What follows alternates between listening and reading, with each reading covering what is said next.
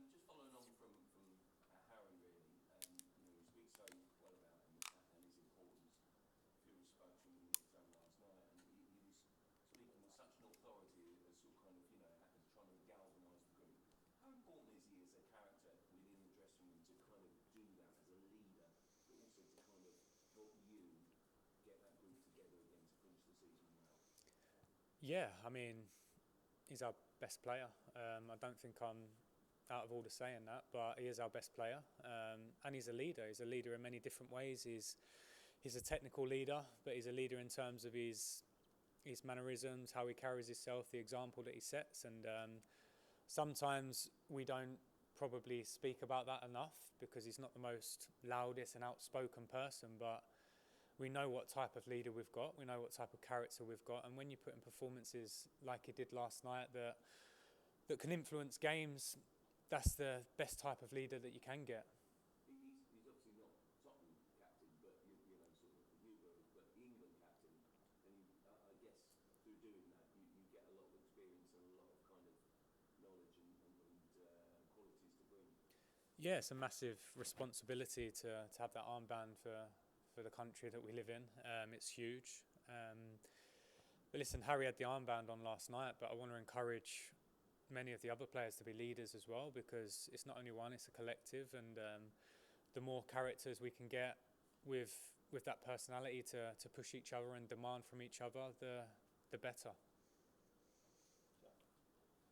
Harry was also speaking last night about there maybe being some frustrations building up within the squad since the Southampton game and dropping those 2 points and the goals as well. Is that maybe something you felt released this week? Is it feeling slightly different? No, I wouldn't say so. I mean, when you concede late goals and drop 2 points, it's going to be frustrating against any opposition. That's just football. Yeah, honestly, the message, the constant message has been the last 3 or 4 days to be a group, to be together, to want to work for each other, and then the results will take care of themselves ultimately. We've had no time to work at all from a tactical point of view. There's just been such a quick turnaround. So that togetherness and that belief in each other is key, especially for Sunday. And then we have a clear week next week where we can get into them and try and give some information and maybe change some things. But at the moment, the most important thing is to be together. You spoke on Wednesday about feeling ready for this. You just said you never had any doubt in your own ability. Did last night sort of confirm what you felt, give you a real taste for wanting to be a manager more permanently?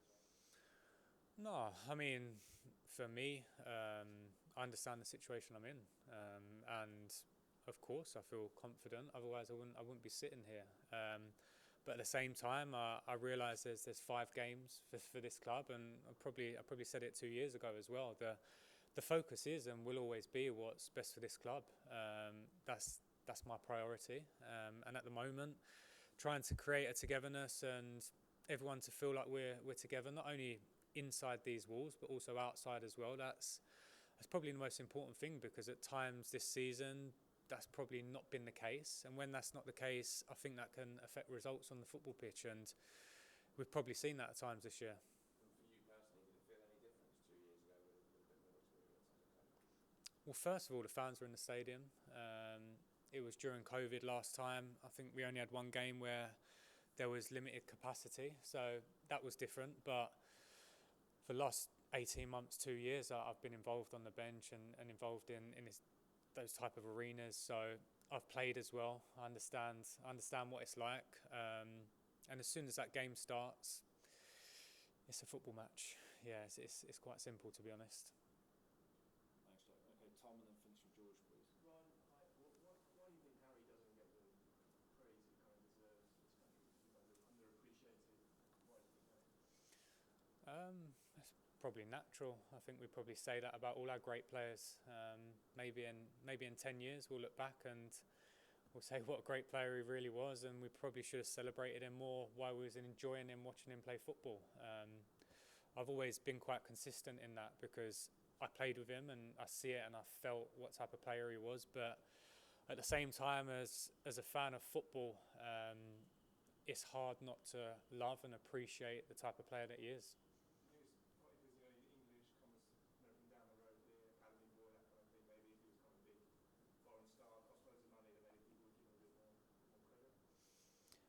not sure. I can't really answer that question, but in terms of what you'd like to see in any player coming through a system, coming through an academy, representing the club they love, consistently putting in top performances, and also as well, and probably don't get spoken about enough off the pitch. We're talking about someone that has acted in the right way for over a decade now.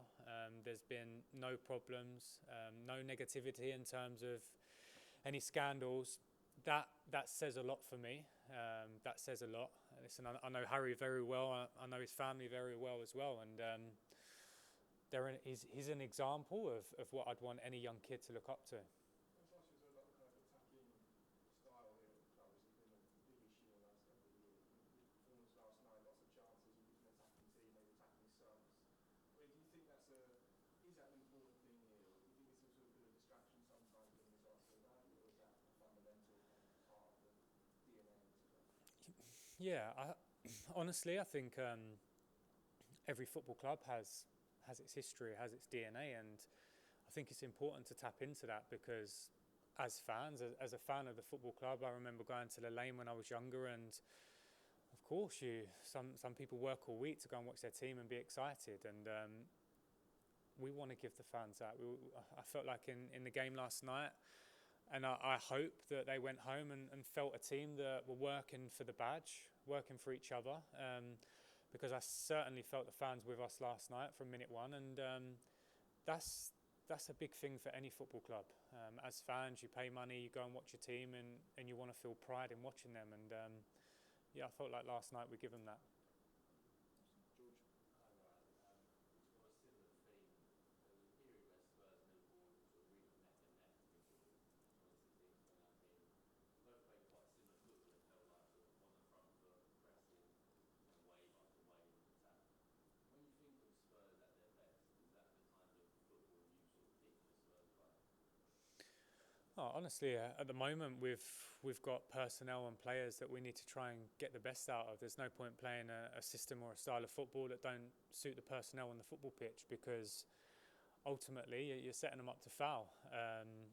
Obviously there needs to be an alignment between the style of play and the approach you want to take, and also the tools you have as well. So we're aware of that in this moment of time, but probably most importantly the intent is key, regardless of what the formation is. The togetherness, the aggressiveness, and the will to work for each other is probably the most important thing in all the top teams. And just with Sonny scored again last night, that's 4 home games in a row now he's scored. Does it kind of feel like he's over that first half of the season and he's kind of getting closer to his best? Yeah, I think Son is at his best when he's attacking the line. He's attacking space, and we see last night that the goal come from that sort of combination with him and Harry, where Harry's on the ball and Sonny comes alive. Sonny's had many chances this season, and he probably could have ended up with 20, 25 goals at this stage of the season if he'd have been a bit more clinical or had a bit more luck at times. So the most pleasing thing for me throughout this season, yes, Sonny's been disappointed. He hasn't scored more goals, but ultimately he's always got in the positions. He's continued making the runs, and when you're an attacking player, that's key, because at some point your luck will change, your goal will go in, and you'll find a rhythm and start scoring again. So hopefully Sonny will be key for us in the next 5 games. There's been a lot of talk about Harry's future, obviously, but I mean, Sonny's 30s, he's got 2 years left. Do you feel like he's got plenty of years left in the Premier League at Spurs at sort of the highest level, and not sort of winding down? No, I think, listen, Sonny's a robust player. He plays pretty much week in, week out, most seasons. We appreciate him. We value him as a player. He's a team player, which first and foremost is the most important thing. Yeah, but honestly, I can't really speak about 1, 2, 3 years time, because right now our focus has to be on finish this season as well as possible, and go into the summer and see what happens. But you sort of think the way he kind of looks after himself sort of off the pitch as well, that should help him sort of have the longevity that sort of some attacking players don't have. Yeah, I think naturally as years go by and research, sports science, nutrition gets better, players probably can prolong their career at the highest level, and we are seeing that with players. Some players are playing till they're 35, 36, 37, still at the highest level, and hopefully some of our top players can do that. Thank you, everyone. Thank you. Cheers.